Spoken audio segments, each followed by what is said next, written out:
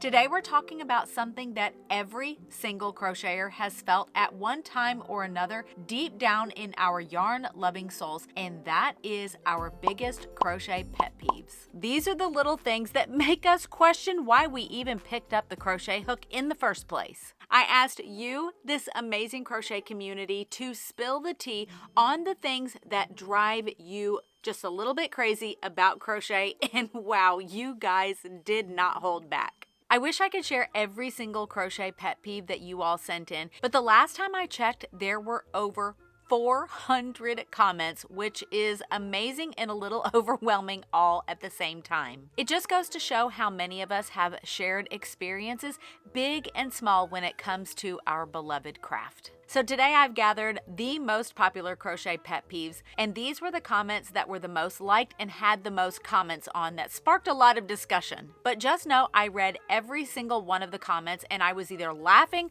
nodding my head in agreement, or groaning right along with you.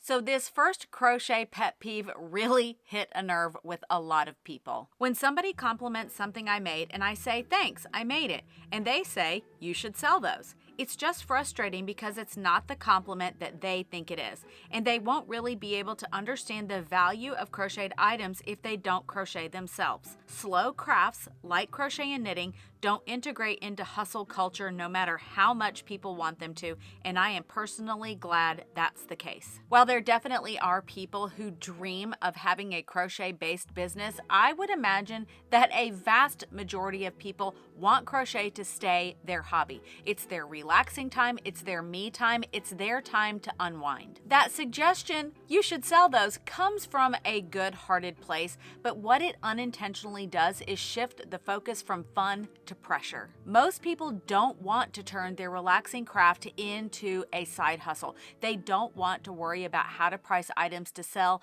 deadlines, and customer expectations. They just want to crochet things for themselves or make gifts for family and friends, or simply for the joy of making, and that's more than enough.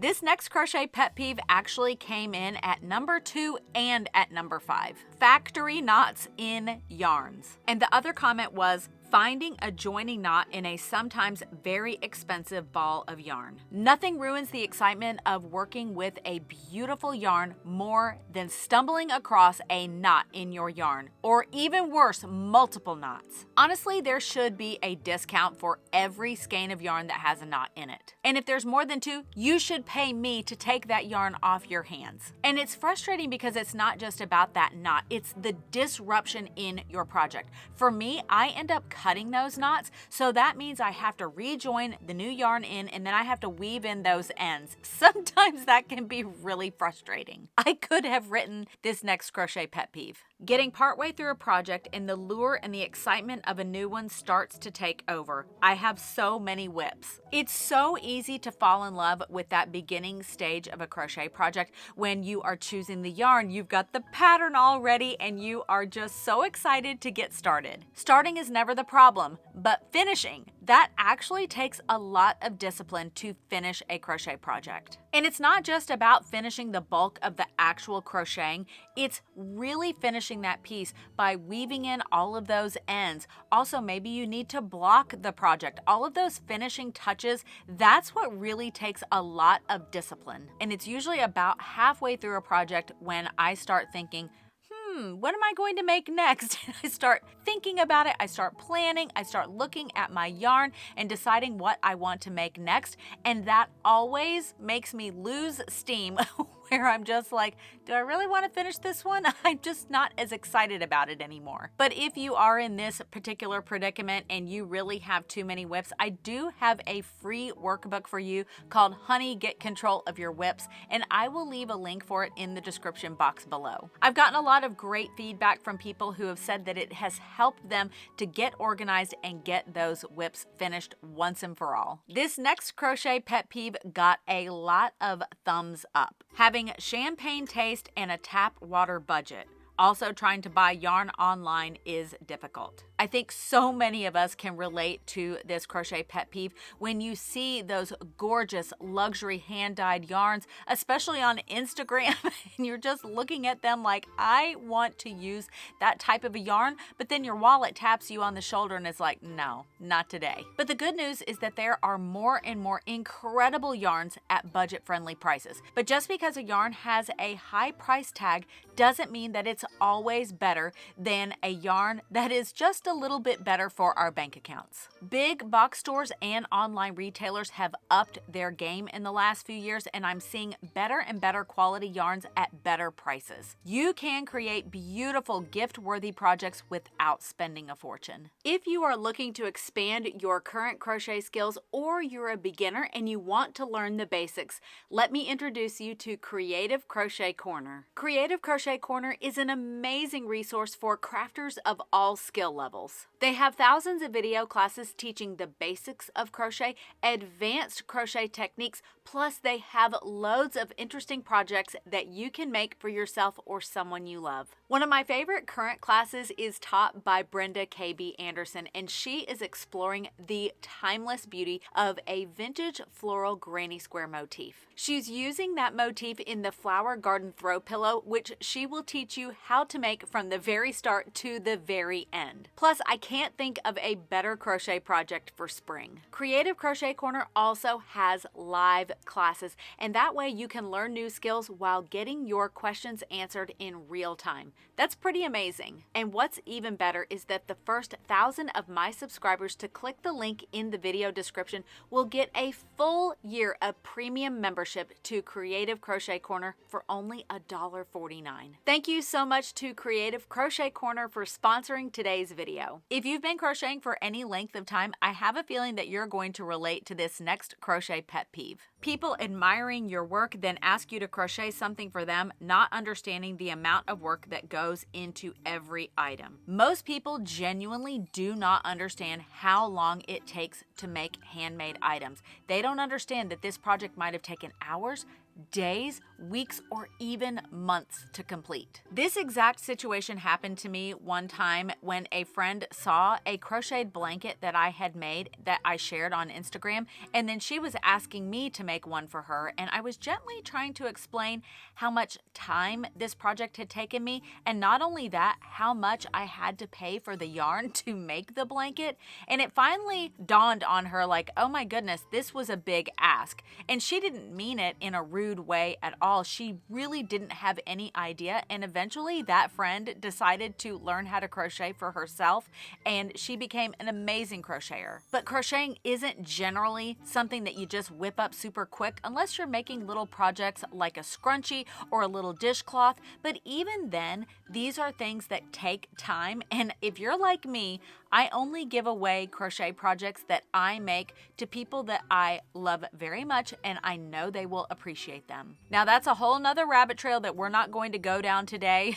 But don't give your crochet projects to people that will not appreciate them. It's just going to hurt your feelings. This next crochet pet peeve is a unique perspective that I hadn't heard before. My pet peeve is yarnies who comment on social media posts judging others for what they have spent on their craft. Everyone has different budgets and priorities when it comes to their craft.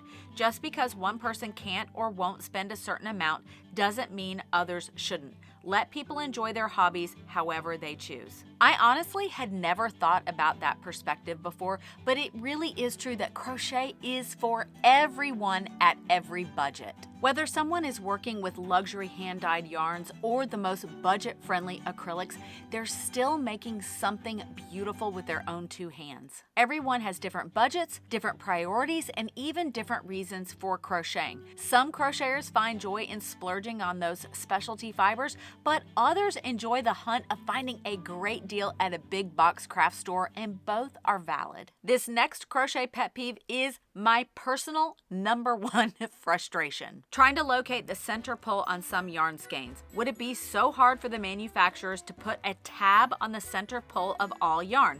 Yarn barf also drives me nuts. Yes! One of my favorite yarn brands is Hobie, and they have the easy start tab on a lot of their different yarn labels. It makes pulling from the center so much easier. Now, you may be a newer crocheter and you don't really understand why it's beneficial to pull from the center of the yarn rather than the outside. Well, when you pull from the center of the yarn, you don't have to take off your yarn label. Everything stays nice and neat and it's not moving all around. I also agree that yarn barf is it's the worst. It's the absolute worst. For whatever reason, it makes my blood just boil when I try to find that center pull and I pull out a huge, tangled, horrible mess of yarn barf.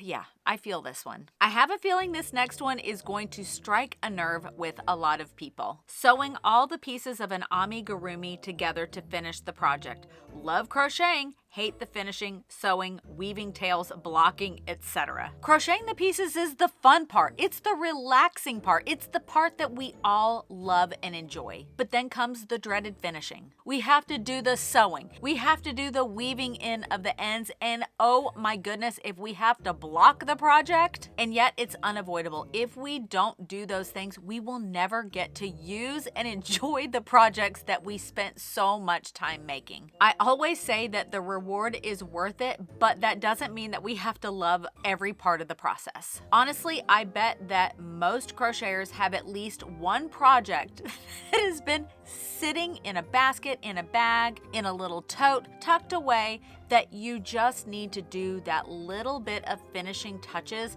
for it to be ready. For me, I have a Mr. Humphrey amigurumi toy that I haven't finished. Now, this is a free pattern and a full video tutorial, and I'll leave a link for it in the description box if you want to make one for yourself. But by the time I got to this particular Mr. Humphrey, I had already made 3 of them. And by number 4, I was like, I'm done. But the sad thing is I barely have anything left to do.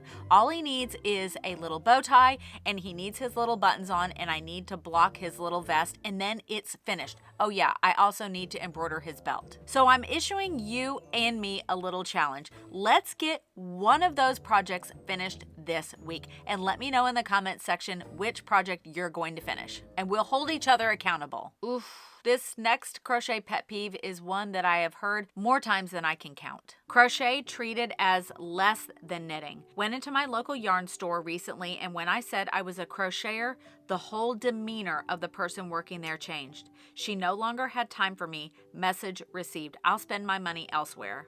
This one really stings, and sadly, this has been the experience for many crocheters. The truth is that crochet is just as skillful and beautiful as knitting. The amount of artistry, math, and technique that goes into a crocheted piece is remarkable and deserves respect. It's incredibly disheartening that a place like a local yarn shop, which should be a haven for crocheters, makes someone feel less than just because the tool they're using. But I don't want to scare away people from going into local yarn shops, because I have never experienced that. The ones that I have gone into and they find out that I'm a crocheter, they're always more than happy to sell me their yarn. But I think that this mindset is starting to shift, and smart local yarn shop owners are welcoming in crocheters as new customers. And I'm sorry that happened to you. That is just terrible. This next crochet pet peeve is definitely a juicy story. When other makers are competitive instead of supportive. I just did my first craft fair a year ago, and we had a poor location and poor sales,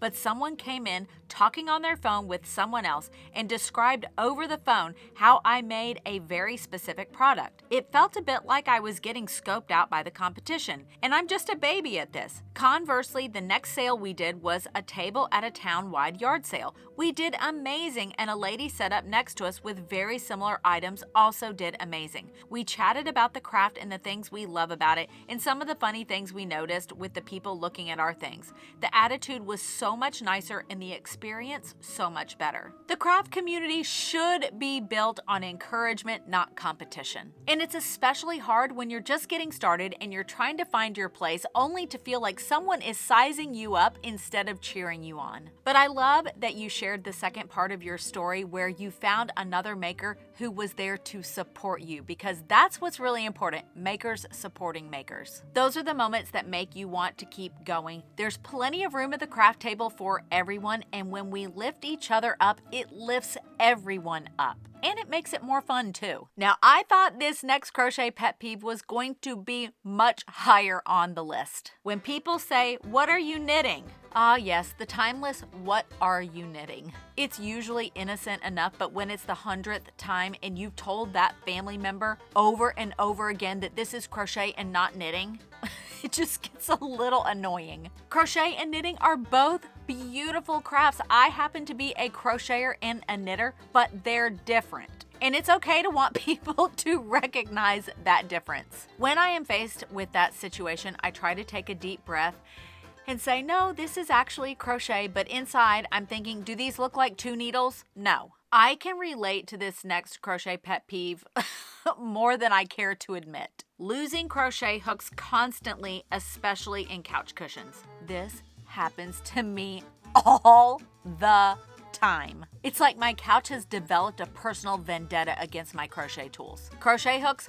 gone. Stitch markers, vanished. Yarn needles, don't even get me started. I know they're down there, lurking in the depths of the couch cushions. But every time I reach into that dark, mysterious void, I come up completely empty-handed. This next crochet pet peeve got on my nerves so much that I actually did something about it. Crochet patterns that don't give checkpoints at the end of the rows telling you how many stitches you should have. I could not agree more with this pet peeve. I think that every single crochet pattern should tell you how many stitches you should have at the end of the round or the row. I started adding that to every crochet pattern that I design. For example, I will have round 1, give the directions, and at the end in brackets, I will put how many crochet stitches you should have. Doing this helps the crocheter with 2 different objectives. The first is obviously so that they are at the correct stitch count at the end of that row. That avoids a whole mess of problems if you are always on track after every single row. You are less likely to have major issues if you are keeping track. It's also, number 2, a reminder to count your stitches. So many times you're working on a project that you don't take that time, but if you have that little reminder at the end of every row or round, it can trigger that, oh, I need to count. I feel this next crochet pet peeve so deeply. Bringing crochet on the go and not having time to do it, or not bringing it on the go and then having all the time in the world to work on it. This is the exact reason why I stopped bringing my crochet projects to places like doctor's appointments or anywhere that I think I'm going to be sitting for a long period of time, because I end up never having the time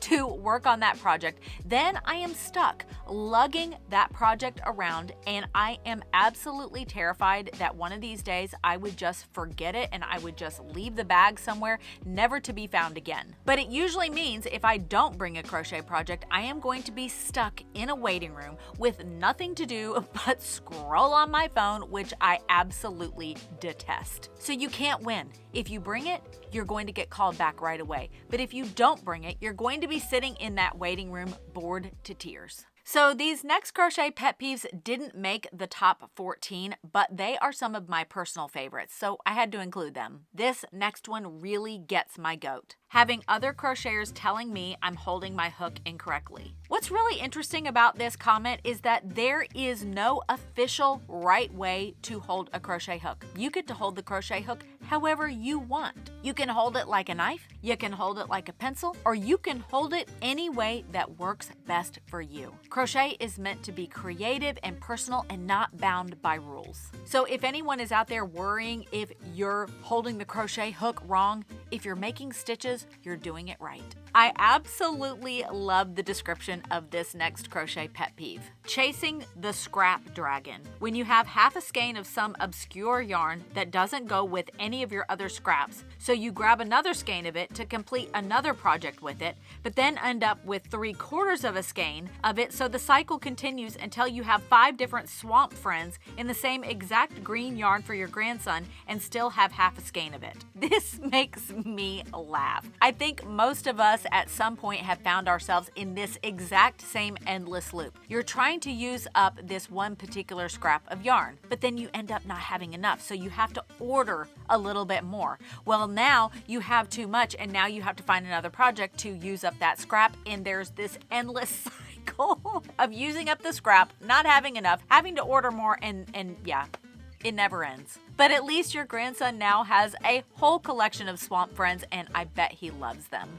This last crochet pet peeve actually makes me kind of mad, and I'm shaking my head in amazement. My biggest pet peeve is to have someone tell me they think that knitting is prettier than crochet, knowing full well I'm crocheting at the moment. As we say in the South, bless their heart. They really thought they were being helpful with that comment, didn't they? We all know that knitting is beautiful, but so is crochet, and maybe that's not the nicest thing to say when I'm sitting here crocheting. I think if I found myself in that situation, I would just smile and nod, but inside my head I'd be thinking, you don't have any idea what I can do with these 2 hands and a crochet hook. And there you have it, the ultimate list of the top 14 crochet pet peeves. But seriously, isn't it nice to know that we all have the same struggles, we all have the same frustrations when it comes to crochet? But let me know in the comment section what your favorite crochet pet peeve is, and let's keep this conversation going.